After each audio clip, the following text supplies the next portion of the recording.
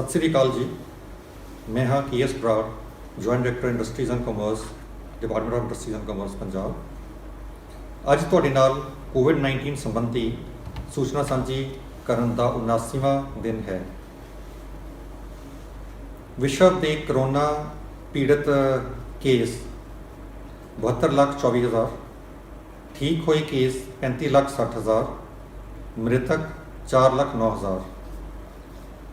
भारत के करोना पीड़ित केस 2,67,600, ठीक हुए केस 1,29,366, मृतक 7,480। पंजाब के कोविड-19 के आंकड़े कुल पॉजिटिव 2,719, जो कि कल नालों केवल 56 वध हैं। ठीक हुए 2,167, कुल मौतां 55, एक्टिव केसेस 497।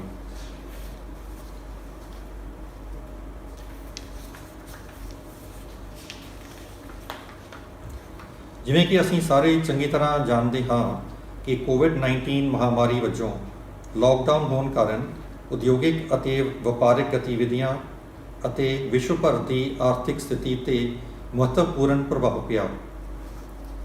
कोविड-19 के फैलण नाल भारत भर विच डिमांड ਅਤੇ सप्लाई चेन विच विघन पैन करके बहुत चुनौतियां खड़ियां होईयां ਅਤੇ सब तो वध प्रभाव टूरिज्म, होटल ਅਤੇ एविएशन सैक्टर ते पिया।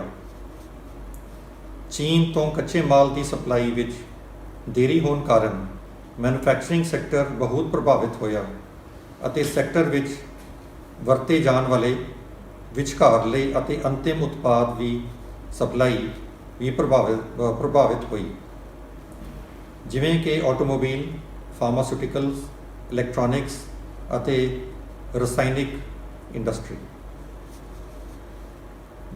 मार्च 2020 के आखिरी हफ्ते दौरान उद्योगिक वपारिक गतिविधियां ਅਤੇ गैर जरूरी चीज़ां ਅਤੇ सेवावां की खपत विच बहुत गिरावट आई। पंजाब शहद, बासमती चावल, मीट आदि, टैक्सटाइल, तौलीए, टी शर्टां आदि, साइकिल, लाइट इंजीनियरिंग ਅਤੇ होर अजिहे उत्पादों का प्रमुख निर्यात करने वाला राज है।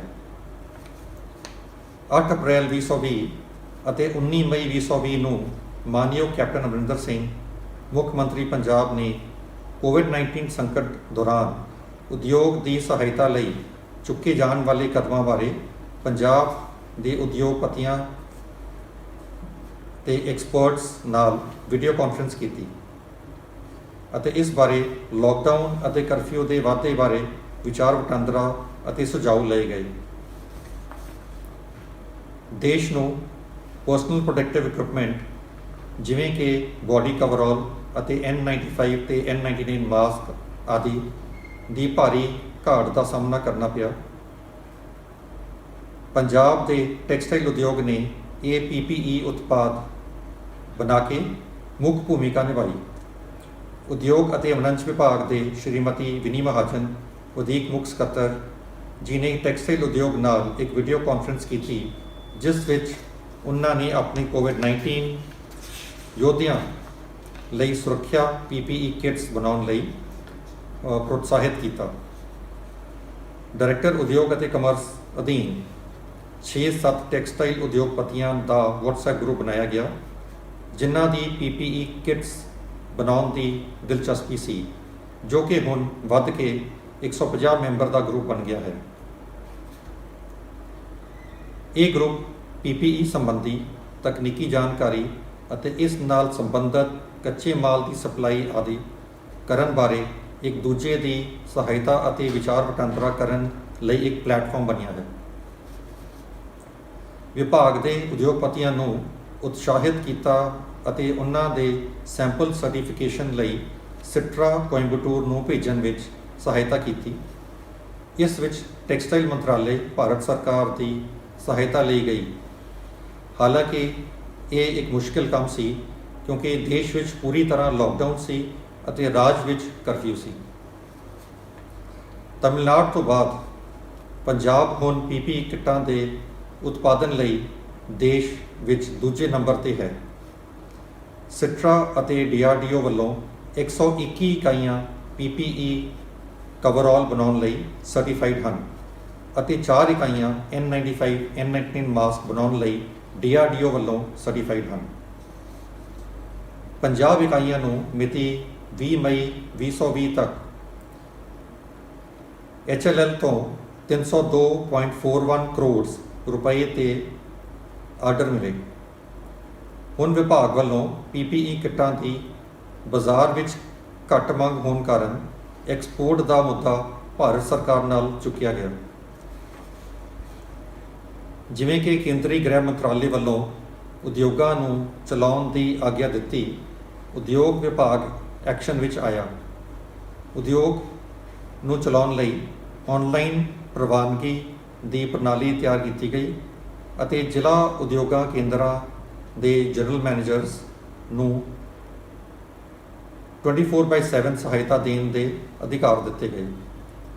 ਲਾਕਡਾਊਨ ਦੌਰਾਨ ਮਿਤੀ 5 ਅਪ੍ਰੈਲ 2020 ਤੱਕ ਜਨਰਲ ਮੈਨੇਜਰ ਵੱਲੋਂ 943 ਜ਼ਰੂਰੀ ਸੇਵਾਵਾਂ ਸੰਬੰਧੀ ਉਦਯੋਗਿਕ ਯੂਨਿਟਾਂ ਨੂੰ ਸ਼ੁਰੂ ਕਰਵਾਇਆ ਗਿਆ ਅਤੇ ਜਿਵੇਂ ਹੀ ਪਾਬੰਦੀਆਂ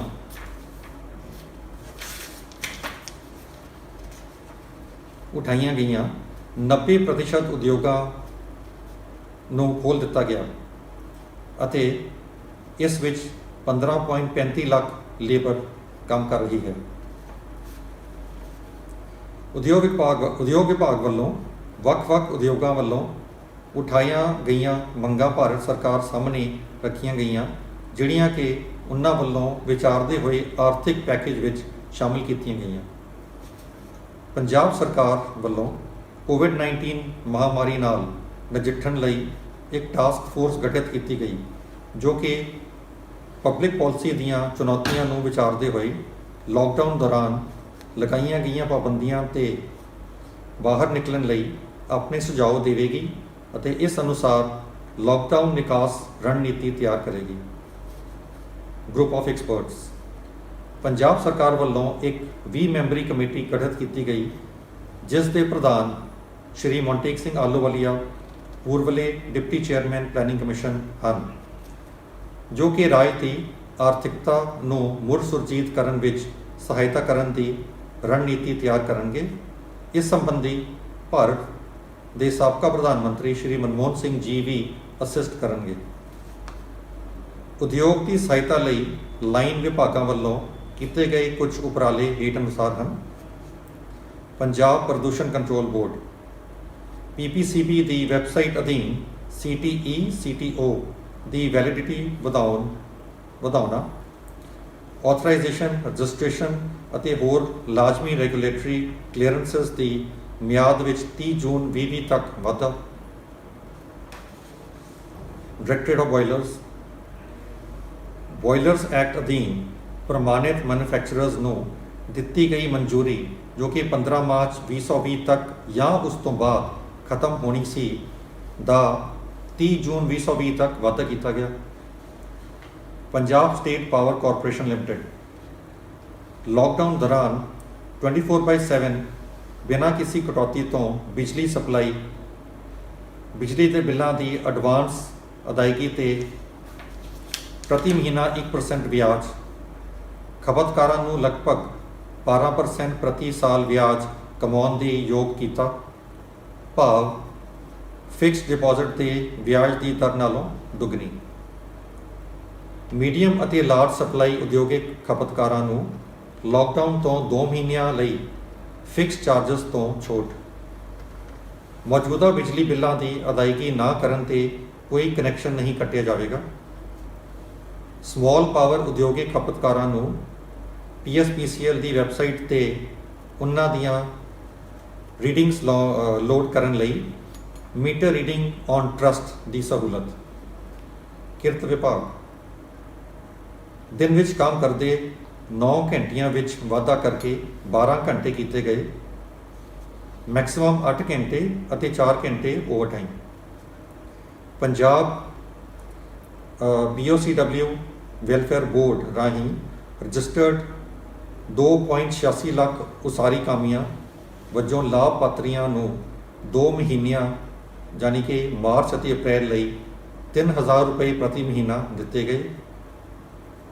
ਇੱਟ ਭੱਠਿਆਂ ਦੇ ਉਦਯੋਗਾਂ ਨੂੰ ਤੇ ਉੱਥੇ ਕੰਮ ਕਰਦੇ ਪ੍ਰਵਾਸੀ ਮਜ਼ਦੂਰਾਂ, ਚਾਹੇ ਉਹ ਕੰਮ ਕਰਦੇ ਹਨ ਜਾਂ ਨਹੀਂ, ਨੂੰ ਰਾਸ਼ਨ ਅਤੇ ਤਨਖਾਹ ਦੇਣ ਲਈ ਐਡਵਾਈਜ਼ਰੀ ਜਾਰੀ ਕੀਤੀ ਗਈ। ਸ਼ੁਕਰੀਆ।